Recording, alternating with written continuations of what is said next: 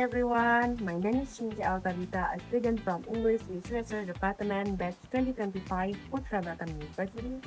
This video is my personal assignment for English pronunciation in youth course.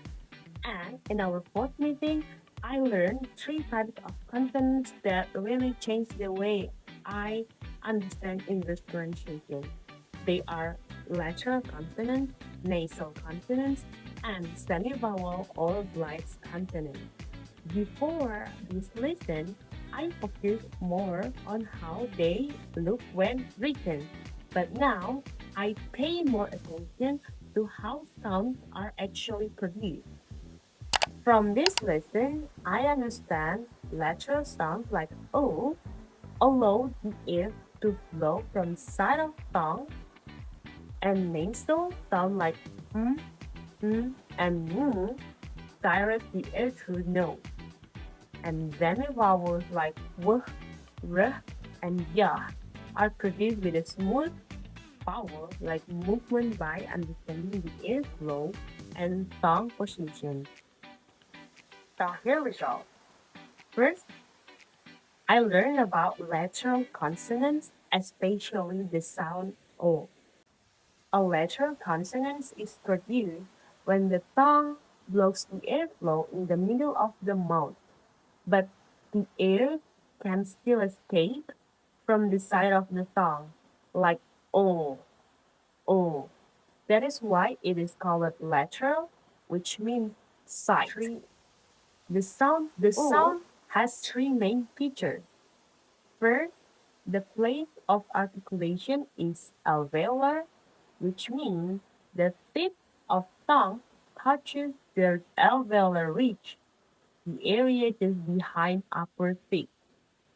Second, the manner of articulation is lateral approximant because the air flows along the sides of tongue instead of the center. Third, O is void the sound, so the vocal cords vibrate when we pronounce it. O, like O.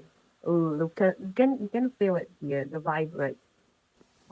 Also, there are two types of O sound, the light O and the dark O. What's the difference? So, the light O usually appears at the beginning of words, such as like, love, and late. And the dark O often appears at the end of the words like wool, table, call. This sound, the back of the tongue is raised toward the soft palate. So you can differentiate like light, love, lake. But the dark one is wool, like wool, table, call. You can feel the back of the tongue is raised toward the soft palate. And to remember and analyze the old sound more easily, I use a simple ifs. I remember the word lateral means side. So if the air flows from the sides of the tongue, it is the O sound. Then, then I check the tongue position. If the tongue touches behind the upper teeth, I know it is alveolar. Oh, like oh. True. And the last one, to tell the difference between light O and dark O, listen to the word position.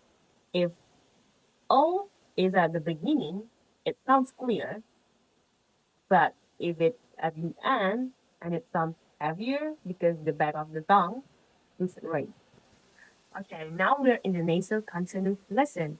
Nasal consonants, which are and are produced when the airflow is blocked the mouth and the air is still allowed to come out through the nose. That's why these sounds feel nasal when we pronounce them. All, all nasal consonants have similar features. The mouth is closed, there is a complete closure in the oral cavity, but the air flows through the nose. They are also voice sounds, so our vocal cord vibrate when we pronounce them. Each nasal consonant has different phases of articulation. The first one is the sound is bilabial, made by closing both lips, like in man, moon, map. The second one is the sound mm, is alveolar, where the tongue reaches the alveolar ridge behind the upper teeth, as in nose, nap, and night. The third is the sound is velar. This one is kind of similar to the but this one is in velar. So it is produced by raising the back of the tongue to the soft palate, like in sing, ring, long. This sound does not appear at the beginning of the word in nasal English. Consonants. To easily remember and analyze nasal consonants, I use a few simple tricks. If I close my mouth and still hear the sound, it means the air is coming through the nose, so it is nasal consonant.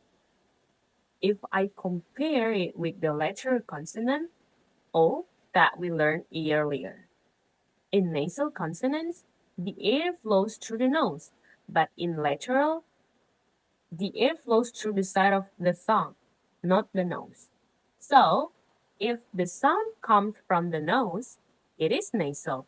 But if the air escapes from the side of the tongue, it is lateral. Another easy way to remember is by the place of articulation. The use lips, use tongue, use the back of the tongue, and O, lateral, lets the air flows along the sides of the tongue. So this comparison helped me understand and distinguish nasal consonants and lateral consonants more easily. Okay, then now it is our last lesson, last consonants. So it is semivowel or glide consonant.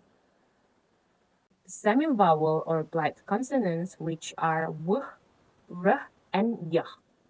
Semivowel functions like consonants, but they are produced with a glide-like movement. So semivowel functions like consonants, but they are produced with a glide-like movement, which is similar to vowels. That's why they sound smooth and flowing. Semivowels have several important features. They are articulated with minimal constriction, so the airflow is smooth and not blocked. They are always followed by a vowel, which means they cannot stand alone or become syllabic. Semivowels are also voice sound, so the vocal cord vibrate when we pronounce them. Each semivowel has a different place of articulation. The sound w is bilabial and velar. Why is it bilabial and velar? Because it is made by rounding the lips while the tongue moves near the soft palate, as in water, water, wind, wind, and wish, wish. Next, the sound yah is palatal. So it is produced when the tongue is near the hard palate, like in yes, you, yellow. And the last one is ra. The sound ra is in post-alveolar, where the tongue is close to the roof of the mouth, as in run, rat, and arrive. To remember and analyze semivowel more easily, I use a few simple tips. Like first, I remember that semivowel slides into a vowel. So if the sound quickly moves into vowel sound, it is likely a semivowel. Second, I think of semivowel as almost vowel because the mouth shape is similar to vowels, but they still function as consonants. Another easy trick is to focus on the mouth movement. So for w, the lips are rounded. For the y, the tongue is high and close to the palate. And for the r, the tongue is raised but does not touch the roof of the mouth. So these tips can make the smooth and easy to recognize in the words. To conclude, through learning lateral, nasal, semivowel consonants, I realized that good pronunciation is not only about saying words correctly, but also about understanding how sounds are produced. And by paying attention to the ear flow, tongue position, and mouth movement, I can pronounce English sounds more clearly and confidently. And these lessons has helped me become more aware of my own pronunciation, and it motivates me to keep improving my speaking English skills. Thank you for watching, and I hope the explanations show my understandings of the fourth meeting. Bye.